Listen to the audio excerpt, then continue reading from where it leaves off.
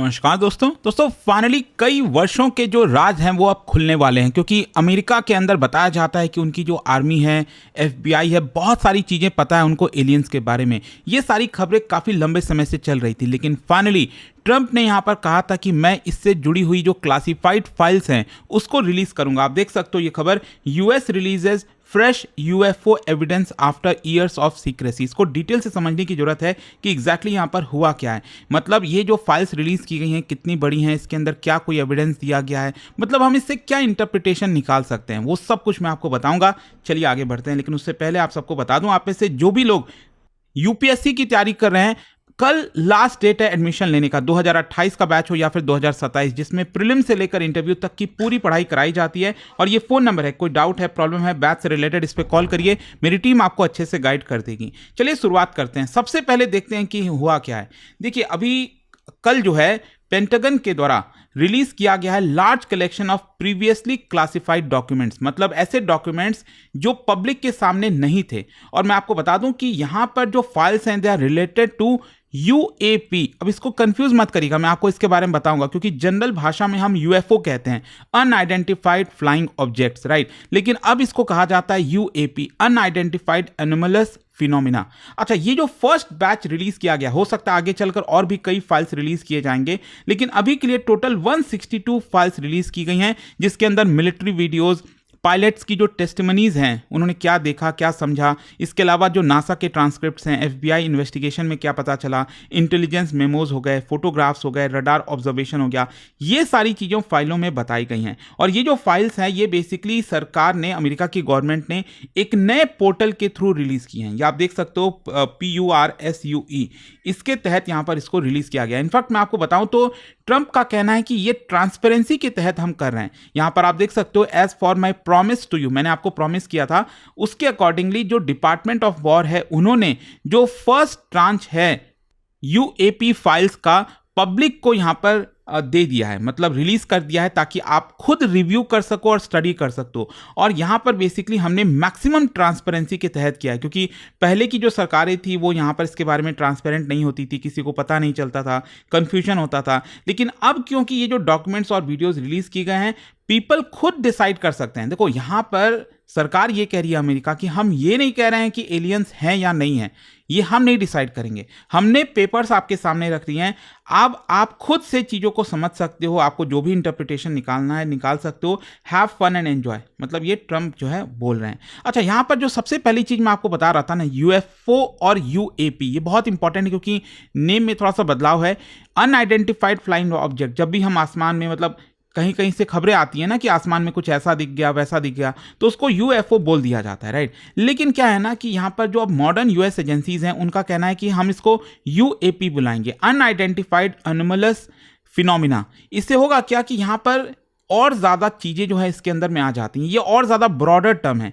क्योंकि देखो कोई इंसिडेंट अगर होता है तो जरूरी थोड़ी है कि आसमान में हो रहा है, हो सकता है हमें कुछ ऐसी चीज़ वाटर के नीचे दिख जाए, अंदर दिख जाए, कोई ऐसा रडार सिग्नेचर मिल जाए हमें। मतलब अगर हम सिर्फ यूएफओ बोलेंगे तो इसका मतलब सिर्फ हमें हवा में दिख रहा है, जो कि 100% सही नहीं हो सकता। सो दैट इज़ वाई इसको और ज़्यादा ब्रॉड कर दिया गया है यूएपी बोल के। जो गवर्नमेंट है वो टर्मिनोलॉजी को शिफ्ट कर रही है ताकि और ज़्यादा ये साइंटिफिक लगे, सेंसेशनल कम लगे, और स्कोप जो है वो काफ़ी ज़्यादा बढ़ जाए। अच्छा, यहाँ पर जो सबसे इंपॉर्टेंट चीज़ है समझने वाली वो ये है कि एफबीआई फाइल्स जो हैं वो ये नहीं कहती हैं कि एलियंस आर रियल।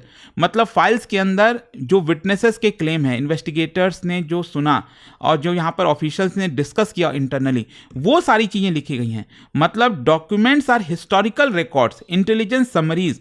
यहाँ पर ये नहीं प्रूव होता है, साइंटिफिक प्रूव नहीं होता है कि एक्स्ट्रा टेरेस्ट्रियल लाइफ है या नहीं है। अभी हम 100% इसके बारे में नहीं कह सकते। अच्छा, ये हिस्टोरिकली इतना इंपॉर्टेंट क्यों हो जाता है? क्योंकि कई दशकों से अगर आप देखोगे, अमेरिका की सरकार ने पब्लिकली यूएफओ का जो क्लेम है उसको, मतलब आप देखिए, फ्रिंज, अनसीरियस, कॉन्स्पिरेसी थियरीज, यही हमेशा से कहा है। अमेरिका की गवर्नमेंट ने कभी भी इसको ऐसा एक्सेप्ट या नकार, मतलब उन्होंने कहा कि ये ऐसा कुछ भी नहीं होता, अनसीरियस है, हम इस पर ध्यान भी नहीं देते। लेकिन इंटरनली यहां पर देखने को मिला है कि जो यूएस गवर्नमेंट है उन्होंने कंप्लीटली इसको इग्नोर किया नहीं। मतलब वो पब्लिक को बोलते रहे कि ऐसी कोई चीज नहीं है, लेकिन इंटरनली आपस में भी डिस्कस करते थे कि ऐसी कोई पॉसिबिलिटी हो सकती है। और ये जो 2026 में अभी ये फाइल रिलीज की गई है ना, ये इसलिए मायने रखती है क्योंकि अब पेंटागन खुद से एक्नॉलेज कर रहा है कि हाँ कई सारे अनरिजॉल्व्ड केसेस हैं जो कि अभी कोई भी चीज़ प्रूव नहीं करते हैं। मिलिट्री विटनेसेस जो हैं उनको सीरियसली अब लिया जा रहा है। जो कांग्रेस है, वहाँ की पार्लियामेंट है, वो भी आंसर्स चाह रही है। तो गवर्नमेंट एक प्रकार से इसको इंस्टीट्यूशनलाइज कर रही है और यहाँ पर एक मेजर कल्चरल शिफ्ट आपको देखने को मिलेगा। अच्छा, इसके बारे में मैं आपको और बताऊं कि सरकार ने मतलब यूएस गवर्नमेंट ने ये जो फाइल्स रिलीज की गई हैं उसमें क्या क्या चीज़ें हैं, उसके पहले आपको थोड़ा सा बैकग्राउंड समझना होगा कि क्यों आखिरकार यूएफओ और इस तरह की चीज़ों की बातें होती हैं। देखो, अगर हम मॉडर्न ज़माने की बात करें आज के समय में, जो सबसे पहला जो फाउंडेशन स्टार्ट होता है ना, जहाँ पर लोग काफ़ी डिस्कशन स्टार्ट कर देते हैं यूएफओ और एलियंस को लेकर, वो एक इंसिडेंट हुआ था 1947 में, रोजवेल इंसिडेंट। और इसका कारण खुद अमेरिका की मिलिट्री थी। यूएस की मिलिट्री ने अचानक से अनाउंस कर दिया कि न्यू मैक्सिको के पास एक फ्लाइंग डिस्क जैसा कुछ ऑब्जेक्ट देखने को मिला है। और उसके बाद तुरंत अपना जो एक्सप्लेनेशन है उसको चेंज भी कर दिया, ने कहा कि नहीं नहीं ऐसा कुछ नहीं है, ये तो वेदर बैलून है। लेकिन क्या होता है ना, एक बार तो लोगों के मन में कोई चीज़ चला जाए, आपको लगता है कि लोग उसको कंप्लीटली छोड़ देंगे। लोगों को तो लगेगा ना कि बचाने के लिए जानबूझ के ऐसी चीज़ें कही जा रही हैं। लेकिन यहाँ पर एक चीज़ पता चली कि एक प्रोजेक्ट मोगुल था। इसके तहत क्या था कि जो यूएस है वो सर्विलेंस करता था। ये सर्विलेंस बलून था जो कि सोवियत के न्यूक्लियर टेस्ट को सर्विलेंस करने के लिए था। तो इसी की वजह से यहाँ पर काफ़ी कंफ्यूजन हो गया कि पहले अमेरिका की मिलिट्री कह रही है कि हाँ ऐसा कोई फ्लाइंग डिस्क हमने देखा है, कुछ एलियन जैसी चीज़ें हो सकती हैं, और फिर अचानक से उसको आप पलट दे रहे हो। फिर दूसरा क्या स्टार्ट होता है, कोल्ड वॉर का एरा। कोल्ड वॉर में काफ़ी ज़्यादा सीक्रेसी रखी जाती थी, मतलब बहुत ऐसी चीज़ें हुई जिसको लेकर डिस्कशन होने लग गया। लेकिन ज़्यादातर आप देखोगे ना, ये जो स्ट्रेंज साइटिंग्स होती थी उसको क्लासिफाइड मिलिट्री टेक्नोलॉजीज बोला गया। मतलब ऐसी मिलिट्री टेक्नोलॉजीज जो उस समय, आप सोचो ना, हम 1950s 1960s की बात कर रहे हैं, तो लोगों को थोड़ा भी टेक्नोलॉजी दिख जाए मतलब अरे ये क्या ही चीज़ है। तो कुछ वैसी चीज़ें थी, क्लासिफाइड थी उस समय के हिसाब से। उन लोगों को उस समय पता नहीं था कि ऐसी भी कोई चीज़ हो सकती है। स्पाई एयरक्राफ्ट हो गया, एक्सपेरिमेंटल रडार सिस्टम हो गया, मिसाइल टेस्ट हो गया। तो जब भी इस तरह की चीज़ें होती थी और कोई आम जनता, कोई पब्लिक इसको देख लेती थी, तो उसको लगता था कि कुछ अलग ही हो गया यहाँ पर। तो ये कोल्ड वॉर के समय भी काफ़ी लंबे समय से चलता रहा। अच्छा, यहाँ पर प्रोजेक्ट ब्लू बुक भी था। 1952 से 1969 के बीच में यूएस एयरफोर्स ने 12,000 से ज़्यादा जो यूएफओ के रिपोर्ट्स हैं उसको इन्वेस्टिगेट किया था। और ऑफिशियल कंक्लूजन ये निकाला था कि ज़्यादातर जो साइटिंग्स हुई हैं वो कोई बड़ी चीज़ नहीं है, वो नॉर्मल एक्सप्लेनेशन से आप समझा सकते हो। यहाँ पर कोई भी एलियन टेक्नोलॉजी का एविडेंस नहीं है, नेशनल सिक्योरिटी का ऐसा कोई थ्रेट नहीं है। लेकिन हाँ, कुछ ऐसे केसेस हैं जो अभी भी रिजॉल्व हैं। ये खुद पेंटागन ने माना है, अमेरिका ने माना है। अच्छा, इसके अलावा आपको एक और चीज़ समझना होगा कि 1960s का जो दौर था ना, वो बहुत मायने रखता है, क्योंकि सबसे ज़्यादा उसी समय इसकी डिस्कशन हुई थी। मतलब आज का जो इन्वायरमेंट है यूएफओ एलियन को लेकर, उसके पीछे का राज आपको 1960s में मिलेगा। कोल्ड वॉर का एटमॉस्फेयर था यहाँ पर। 1950s-60s में जो यूएस और यूएसएसआर हैं, वो उनकी बीच में काफ़ी बड़ी राइवलरी थी। न्यूक्लियर वॉर का डर हमेशा से रहता था। एविएशन टेक्नोलॉजी काफ़ी तेज़ी से ग्रो हो रही थी। सीक्रेट मिलिट्री प्रोजेक्ट्स एक्सप्लोड हो रहे थे। तो अमेरिका लगातार spy planes, experimental jets, rockets, इस तरह की चीज़ें एक्सपेरिमेंट करता रहता था। और कई जो एयरक्राफ्ट हैं वो काफ़ी अलग तरीके से भी दिखते थे, जैसे U-2 स्पाई प्लेन, ये आप देख सकते हो कि इस प्रकार का। अब उस समय की, मतलब आज तो हमारे लिए कॉमन है कि चलो ठीक है इस तरह की चीज़ें हो सकती हैं, लेकिन 1960s में आप सोचो ना, लोगों को जब ये कुछ दिखा होगा दूर से, कहे होंगे कि ये क्या ही चीज़ आ गया है, राइट। तो ये एक बड़ी यहाँ पर इंपॉर्टेंट इंटरेस्टिंग चीज़ आ जाती है। फिर SR-71 ब्लैकबर्ड प्रोटोटाइप हो गया। इस तरह की बहुत सी ऐसी चीज़ें थीं जो एक्सपेरिमेंट के तौर पर किया जा रहा था अमेरिका के द्वारा, और लोगों को कई बार लगता था कि ये अनयूजुअली काफ़ी हाई है। मतलब जो प्लेन है वो बहुत ज़्यादा ऊंचाई से उड़ रहा है, काफ़ी साइलेंटली मूव कर रहा है, सनलाइट को जो है अलग तरीके से रिफ्लेक्ट कर रहा है। इस तरह की थियरीज लगातार वहाँ पर चलने लगे। तो इसका नतीजा यही हुआ कि मिस्टीरियस जो एयरक्राफ्ट होते थे उसको फ्लाइंग सॉसर बोला जाने लगा। जो क्लासिफाइड मिलिट्री टेस्ट होता था उसको एलियन साइटिंग्स बोलने लग गए लोग।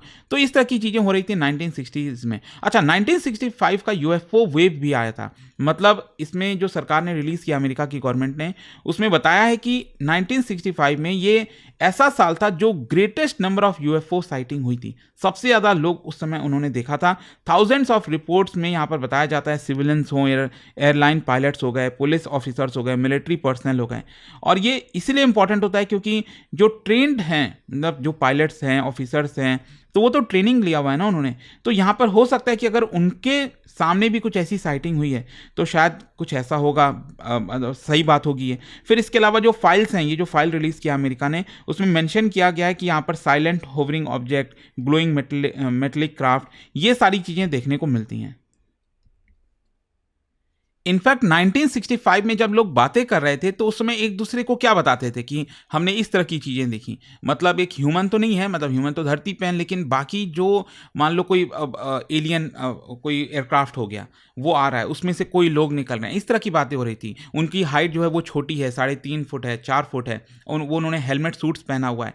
और यही होता क्या है ना कि जब इस तरह की बातें होने लगती हैं और जब मूवीज़ बनता है, कॉमिक्स होता है, उसके अंदर उसका डिस्क्रिप्शन वैसा ही देखने को मिलता है। आप देखो ना, जो भारत में मूवी बनी थी कौन सा था, जादू कोई मिल गया वाला, तो उसमें भी कुछ वैसा ही आपको देखने को मिला कि लो हाइट का था, कुछ टेक्नोलॉजी वगैरह था, क्योंकि हम अज्यूम करके चलते हैं, मान के चलते हैं, अपने दिमाग में बैठा लेते हैं कि उनके पास ज़्यादा बेटर टेक्नोलॉजी होगी, इस तरह की चीज़ें हो सकती हैं।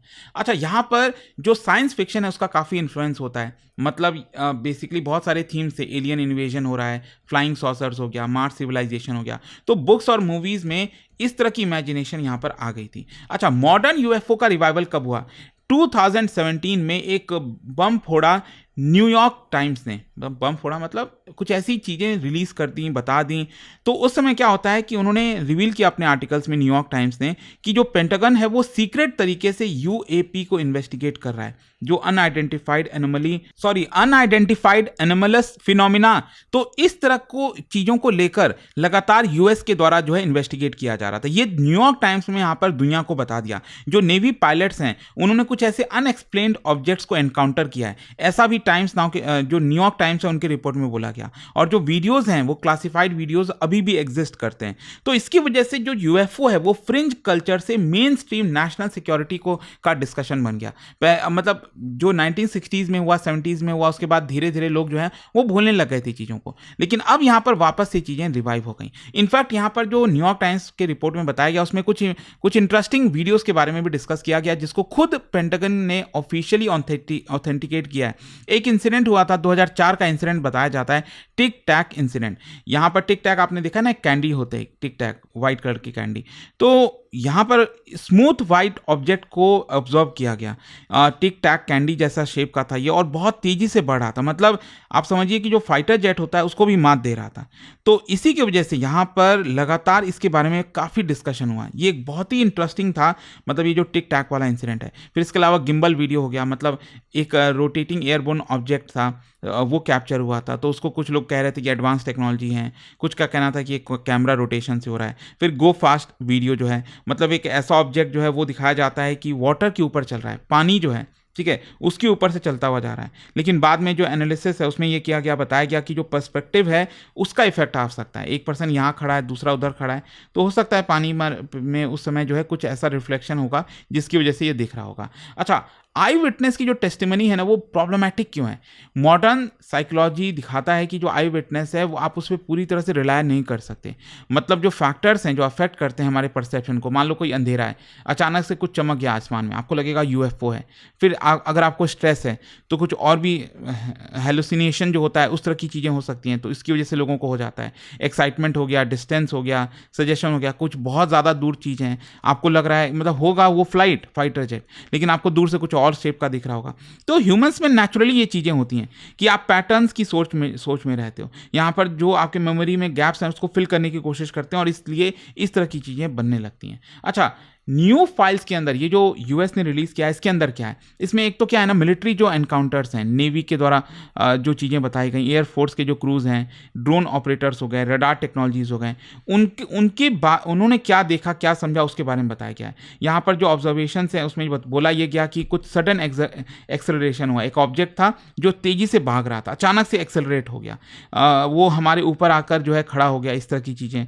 फिर हीट सिग्नेचर्स जो हैं वो काफ़ी अनयूजुअल थे। ऑब्जेक्ट जो है वो डिसअपियर हो गया अचानक से। तो ये समझिएगा कि ये जेन्युइन रिपोर्ट जो है वो ट्रेंड पर्सनल के द्वारा जो है लिखी गई हैं, बताई गई हैं, जो ट्रेंड पर्सनल है। ऐसा नहीं है कि डायरेक्टली सिर्फ आम आदमी से पूछा जा रहा है।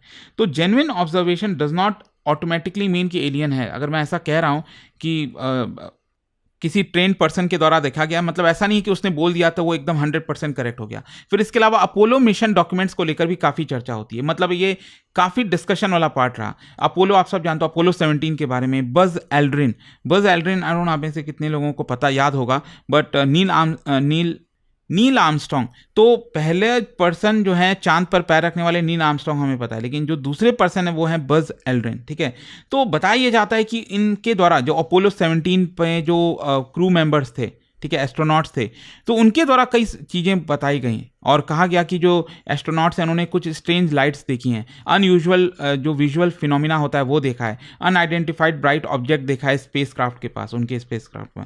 तो इस तरह की चीज़ें, पॉसिबल एक्सप्लेनेशन देखो कई चीज़ें हो सकती हैं। उन्होंने कुछ देखा तो बात सही है, लेकिन हाँ कुछ आइस पार्टिकल्स, डेब्री का रिफ्लेक्शन, लाइटनिंग जो डिस्टॉर्शन होगा, इस तरह की चीज़ें हो सकता है, इसकी वजह से उनको लगा होगा। फिर मिडिल ईस्ट और पैसिफिक साइटिंग्स, मतलब मिडिल ईस्ट में आप सब जानते हो यूएस ने कई ऑपरेशन किए हैं, तो वहाँ पर भी यूएस की मिलिट्री जाती है, तो उसलिए बताया जाता है कि वहाँ पर उन्होंने कुछ और स्ट्रेंज चीज़ें देखी जो बहुत तेज़ी से भाग रही थी, डिसअपियर हो गई अचानक से। तो पेंटागन जो है वो बेसिकली कंसर्न है सर्विलेंस थ्रेट से। ध्यान रखिएगा, मतलब ये सारी चीज़ें बोली तो जा रही हैं, रिलीज़ की जा रही हैं, लेकिन पेंटागन इतना इंटरेस्ट क्यों ले रहा है? क्योंकि उसको खतरा है कि कहीं ये कोई पावरफुल किट तो नहीं है जो चाइना ने, रशिया ने मिलकर बनाया हमारे ऊपर निगरानी रखने के लिए।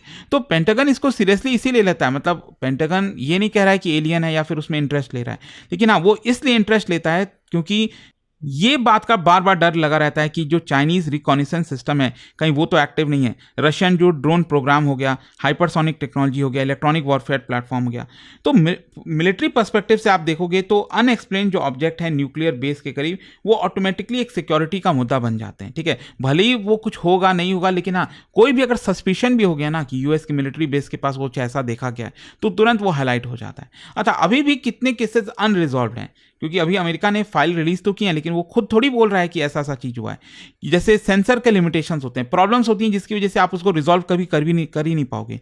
मॉडर्न जो मिलिट्री सिस्टम है उसमें radar, infrared cameras, targeting pods, satellite sensors, और वो बेसिकली ग्लिचेस भी प्रोड्यूस कर सकते हैं। मान लो कोई स्क्रीन वगैरह है, उसमें कोई ग्लिच हो गया, कुछ हरा रंग का जैसा कुछ दिख गया हमें, ऐसा लाइन बना हुआ, तो कई बार ऐसा हो जाएगा कि कुछ गलत तो नहीं हो रहा है, डिस्टॉर्शन, ट्रैकिंग एरर्स हो गए, ठीक है। तो इस तरह की कई बार चीज़ें होती हैं। ह्यूमन परसेप्शन का भी एरर होता है, मैंने आपको बताया पहले कि अगर जो ट्रेन पायलट्स हैं वो भी मिसजज कर सकते हैं, स्पेशली नाइट टाइम ऑपरेशंस में, कॉम्बैट स्ट्रेस में। अच्छा, क्लासिफाइड मिलिट्री टेक्नोलॉजी जो है वो भी रिलीज़ किया गया है, मतलब कई साइटिंग्स पाई गई जिसके अंदर अमेरिका का जो सीक्रेट प्रोग्राम है, स्टेल्थ ड्रोन हो गया, हाइपरसोनिक सिस्टम हो गया, वो भी यहाँ पर जो है नए फाइल्स के अंदर रिलीज़ किया गया। फॉरेन एडवर्सरी जो सिस्टम है, मतलब अमेरिका को अक्सर ये डर लगा रहता है कि कहीं यहाँ पर जो अनआइडेंटिफाइड ऑब्जेक्ट हम देख रहे हैं, कहीं ये एक्चुअल में एडवांस चाइनीज़ ड्रोन तो नहीं है, सर्वेलेंस बलून तो नहीं है। तो इस तरह की चीज़ें होती हैं। अच्छा, यहाँ पर ओवरऑल अगर हम बात करें कि पब्लिक को इतना फैसिनेशन क्यों होता है इसको लेकर, देखो यूएफओ जो है वो कई सारे थीम से जुड़ा हुआ है, mystery, fear, science fiction, distrust of government, हम लोग सरकार पर भी जल्दी नहीं भरोसा करते, स्पेस एक्सप्लोरेशन हो गया, तो लोगों का नेचुरली उधर ध्यान जाएगा। वो यही सवाल पूछेंगे, कहीं हम पूरी तरह से अलोन हैं क्या, कहीं कोई हमारे साथ पड़ोस में कोई दूसरे प्लैनेट पे कोई नहीं है क्या, गवर्नमेंट जो कुछ हाइड तो नहीं कर रही है। तो इस तरह के सवाल लगातार आते रहते हैं। आई होप कि ये जो आज ट्रंप के द्वारा रिलीज़ किया गया उसके पीछे की जो कहानी है वो आपको समझ में आई होगी। और जाने से पहले आप सबके लिए एक इंटरेस्टिंग क्वेश्चन यहाँ पर, क्या आप बता सकते हो डार्क मैटर से रिलेटेड 2 स्टेटमेंट दिए गए हैं, कौन सा यहाँ पर करेक्ट होगा? और इसका राइट आंसर जो है ये आपको इंस्टाग्राम पर मिल जाएगा, वहाँ पर अगर आप नहीं हो कोई बात नहीं, टेलीग्राम से ले सकते हैं इसका सही उत्तर। और दोस्तों यहाँ पर जैसा मैंने आपको बताया, अगर आप यूपीएससी की तैयारी कर रहे हैं, कोई भी बैच चाहते हैं, आपको बस यूज़ करना है ये कोड अंकित लाइव मैक्सिमम डिस्काउंट के लिए, और ये फ़ोन नंबर है, कोई डाउट है, प्रॉब्लम है बैच से रिलेटेड, इस पर कॉल करिए, मेरी टीम आपको गाइड कर देगी। स्टडी IQ IAS, आपका सिलेक्शन हमारा मिशन।